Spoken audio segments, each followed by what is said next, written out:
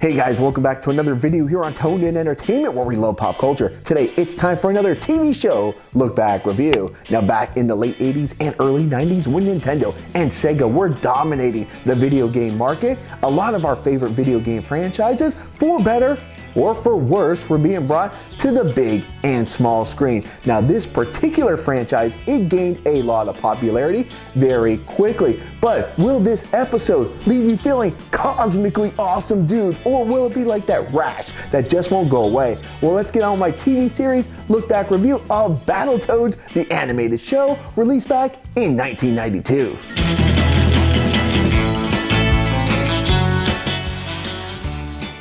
The Dark Queen is in hot pursuit of Princess Angelica, and with no other options in order to protect a powerful magical amulet and of course for their very own survival. That's when Professor T-Bird is going to suggest that when desperate times call for desperate needs, and it's time to call upon the BattleToads.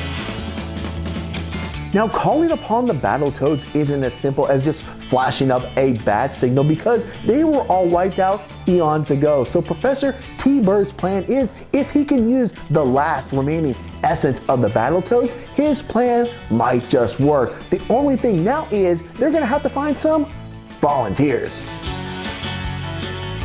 Now Professor T-Bird and Angelica head to Earth, and they're gonna recruit Morgan Ziegler, Dave Sharp, and George Pye. And with one quick spray of his magical concoction, they're gonna turn into the powerful trio known as Zitz, Rash, and Pimple. Now just moments after becoming the BattleToads, these three guys are going to get their first challenge as the Dark Queen has arrived to Earth. But much to her surprise, well, she's going to get a major butt kicking from these three toads that's going to have her and her goon squad retreating, all in hopes of fighting another day. Now we do find out that being a BattleToad isn't a permanent thing for these three guys, because all they have to say is, let's get normal, and they will return to their normal geekomatic selves so they can go on with their day-to-day lives. But when it's time to become a BattleToad, all they have to do is say, let's get warty. Now when the Dark Queen's goons, led here by General Slaughter, return to Earth, this is what we probably all came for, as we get to see the BattleToads transform their fists into awesome weapons and kick some butt. Now while the BattleToads do kick plenty of butt here, this has unfortunately left Princess Angelica vulnerable to being captured by the Dark Queen.